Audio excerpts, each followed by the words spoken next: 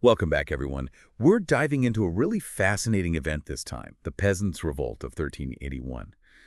Now, I know what you might be thinking, oh, another history lesson. But this is different, trust me. This isn't just about dates and names. This is a story about rebellion, ambition, a society teetering on the edge. Think about England. Ravaged by the Black Death, exhausted by the Hundred Years' War, ruled by a young king and advisors who, let's just say, weren't exactly popular. It's a recipe for an explosion, right? And what's often forgotten is that this wasn't just the poorest of the poor rising up out of desperation. Yes, the Black Death caused immense suffering, but it also created opportunities, at least for a while, for a kind of middle class to emerge. They saw a chance for a better life, but then it felt like the rug was being pulled out from under them. The elites wanted to go back to the old ways, to regain their control. So almost like the plague itself, as horrible as it was, accidentally gave them a glimpse of something different, something more fair. And then bam, the ruling class shuts it all down. Exactly. You can see this perfectly in the Statute of Laborers, enacted in 1351. The goal: freeze wages at pre-plague levels. Reinforce those old feudal obligations. It's like hitting the rewind button on any progress that had been made. Talk about frustrating. This rising middle class, they tasted a bit of freedom and prosperity, and now they're told to go back to how things were. And on top of that, they're being slapped with heavier taxes to pay for a war that many felt was failing, a war that seemed to benefit only the powerful. And that's where the poll tax comes in. This tax, it was levied on everyone, regardless of income, just deeply unfair. And the third poll tax of 1381, oh, that was seen as particularly egregious. It was set at a whopping 12 pence per person, a big jump. And there wasn't any real way to ensure the wealthy actually helped the poor pay it, even though that was supposedly the plan. So you've got all this resentment simmering. What was it then that finally lit the fuse? It's interesting, isn't it, how small, seemingly insignificant incidents can spark these massive movements. So there was this tax collector in Essex, a guy named William Payable. No, really, that was his name. He got roughed up. They even messed with his horse. This one act of defiance, though it seemed isolated, it spread quickly, like it tapped into this existing network of discontent, just waiting for a reason to boil over. Like a signal flare, almost, calling others to join in. And here's where things shift, right? From these isolated incidents to a more organized movement. In Essex, villagers led by Thomas Baker, they flat out refused to pay the poll tax. They've even got receipts to prove they've already paid. When the commissioners, men like John Bampton, Sir John Gilsborough, they try to arrest Baker. And, well, things escalate, let's just say that. What's so striking is how much the rebels focused on these legal documents. All across Essex and Kent, they target the places where these records were kept. They burn tax rolls, debt records, even manor court rolls. This isn't just a random riot, is it? It's a deliberate attack. They're trying to erase the evidence, the proof of their subjugation. It suggests they had a pretty good grasp of power dynamics, you know? These records, they weren't just pieces of paper. They represented the whole legal system that was keeping them down, socially and economically. By destroying them, they're attacking the foundations of that system. And from all this, two really important figures emerge, Wat Tyler and John Ball. Wat Tyler, charismatic leader. Bit of a mystery, actually, his background. But he takes charge in Kent. There's speculation he had military experience, maybe from the Hundred Years' War, gave him credibility, allowed him to get the rebels organized quickly. And alongside him, John Ball, a preacher, radical. His sermons were powerful, really struck a chord. He condemned the wealthy, the church hierarchy, the whole lot. He called for a society based on this idea of Christian egalitarianism.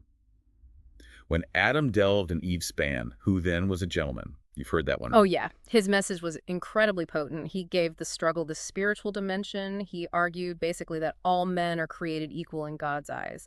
It was a direct challenge to the rigid social hierarchy of the time. Just amazing how a message like that, about spiritual equality, can fuel a revolt against economic and social injustice, don't you think? That's exactly what makes the Peasants' Revolt so compelling. This mix of real, tangible grievances and this deep spiritual longing for a fairer world. So you've got Tyler leading the Kentish rebels, other groups are pushing out from Essex, and they all have London in their sights. Imagine that, the city just bracing itself for the arrival of these, well, hordes, really. The whole world must have felt like it was turning upside down. These common folk, farmers and laborers, marching on the very heart of power. What happened when they actually got to London? London was pretty much undefended, as it turned out. A lot of the city's forces were with the king at Mile End. He'd gone there to meet with, well, another group of rebels, actually. Hold on. So the king's off trying to negotiate with one group, and another just waltzes right into London. Pretty much, yeah. And Tyler's group, they weren't exactly subtle. They go after these symbols of royal authority, wealth. They break prisoners out of Newgate Prison. They even get into the Tower of London. That's a big statement.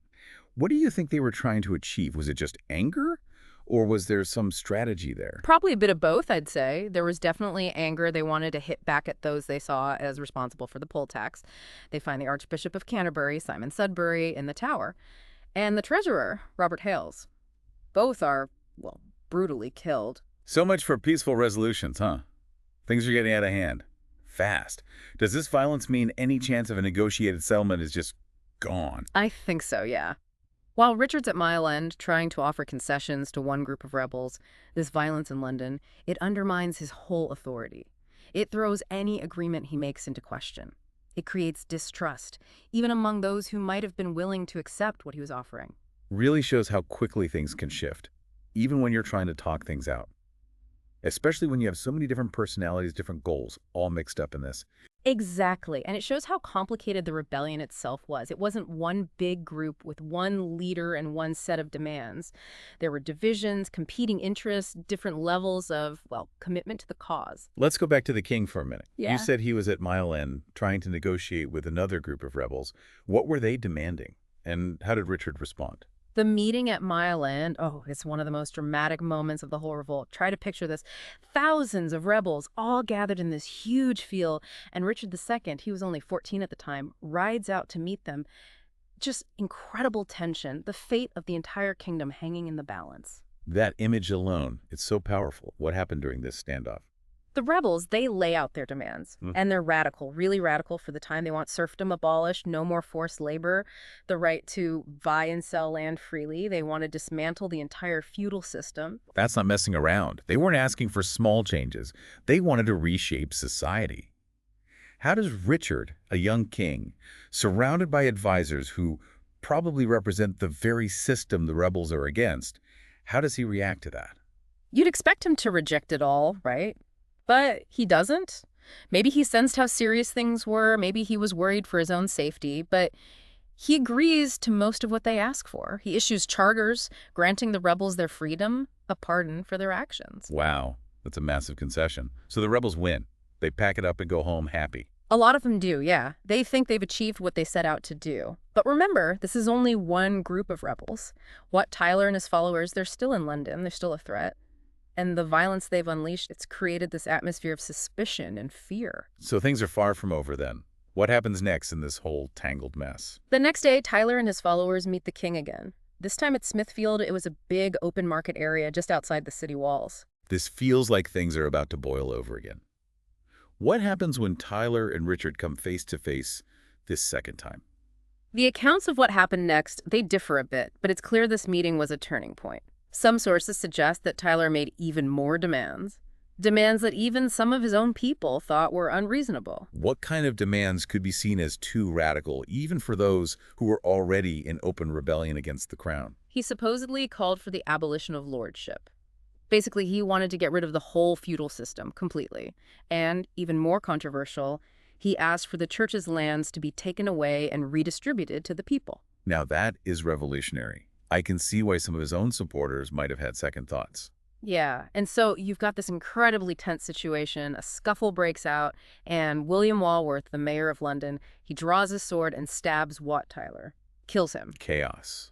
What happens to the rebellion now that their leader is gone? Do they scatter? Do they fight back? It's total confusion. Some rebels run, others are ready to fight. But then Richard, he does something unexpected. He rides right toward the rebels who are left. That's a risky move, to say the least. He's riding into a mob that just killed one of his advisors. What happens then? He tells them to calm down, promises he'll keep the promises he made at Mile End. Pretty brave for a 14-year-old king, and it seems to work. So Richard keeps his word. Does the rebellion just end peacefully? A lot of the rebels, they're reassured by what Richard says. Maybe they're just exhausted from the whole thing. They lay down their arms and head home. But that's not the end of the story. Not quite. So the rebellion, it kind of fizzles out, right? Yeah. Richard, young as he is, he manages to get things back under control. But then what? Does he actually keep those promises he made at Mile End? Or does he just, go back on his word once the danger's passed? It seemed like he was going to honor at least some of what he'd promised at first. He kept issuing charters, pardons, confirmations of freedoms. But as time went on, the nobles, the church, they started pushing back. Hard.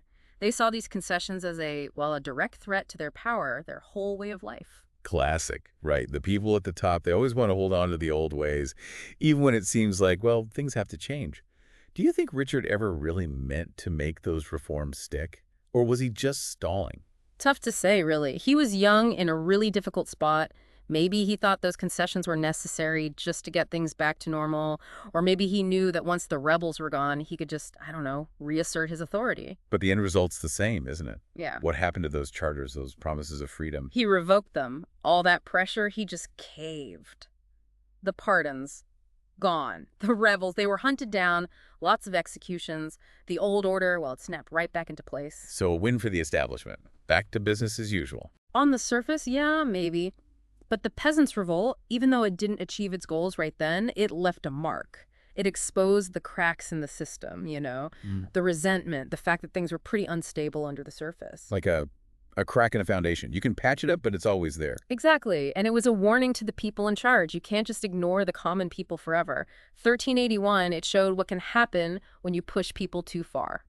So it wasn't all for nothing then.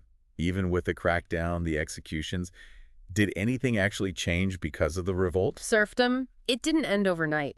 But the revolt, it definitely sped up its decline. Landowners started relying more and more on paid labor.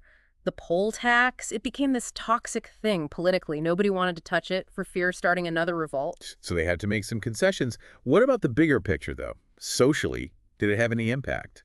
Oh, yeah, it changed the conversation. It put this idea out there that ordinary people deserved a say, that the way things were, it wasn't set in stone.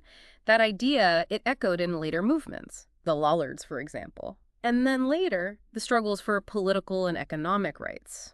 Amazing how something that seemed like a failure at the time can have these ripple effects, right? Yeah. Centuries later, what do you think we can learn from the Peasants' Revolt?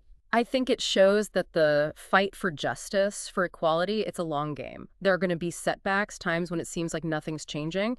But each time people stand up, resist, it adds to that bigger conversation. It chips away at the systems that are unfair, and it inspires the next generation to keep going. It's a reminder, too, that the powerful, they aren't untouchable. When people come together for a common cause, they can challenge even the strongest systems.